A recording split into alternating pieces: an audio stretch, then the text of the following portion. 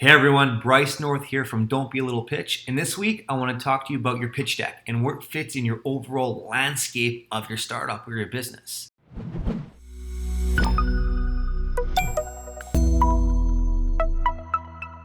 Your pitch deck needs to come in for every aspect of your business of onboarding partners or looking for different business relationships, business partners, and yes, also investment.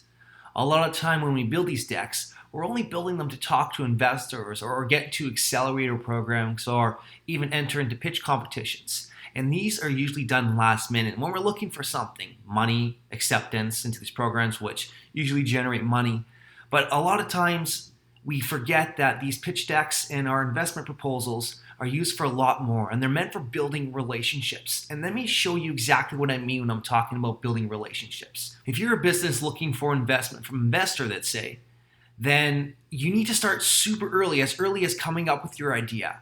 And what you need to be doing is building your pitch deck because it tells your story, your vision, and what your pathway is in order to get the success, right? So what we want to do is that we want to reach out investors at the very beginning, and we want to get on their radar.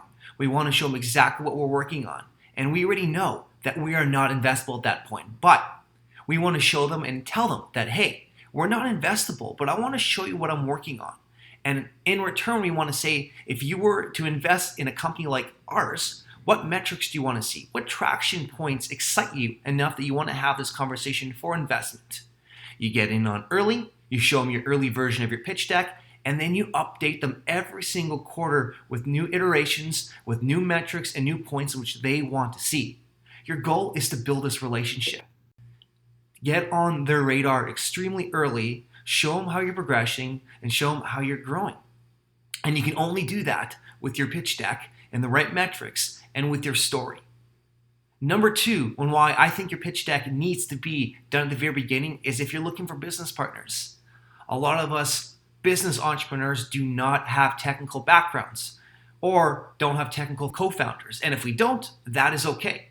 But what we need to be doing is, again, building these stories, showing our traction and showing a whole vision so that once we've validated enough and found product market fit, we can go out and find business partners.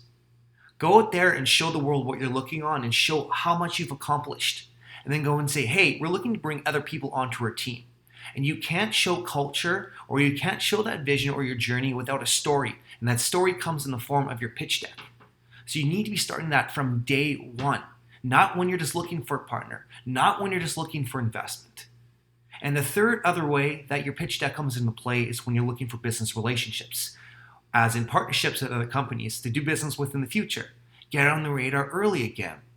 Show them that this is where you want to be in the future and this is where you're starting right now.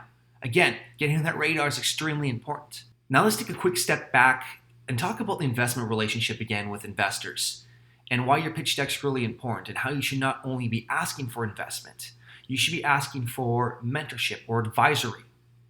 The old saying goes, and it's never been more true than ever, is that if you're looking for investment, you usually will get advice. And if you're looking for advice, you'll get investment.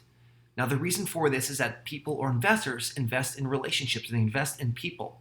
So if you go there asking for mentorship, if you go there and asking for advice, you're going to build that relationship and you're going to build that trust with them. For that, when you actually get to the point of needing investment, you can ask for them and they're already fully and more committed instead of going right in and asking for investment right away when you have not built that relationship. So keep that in mind.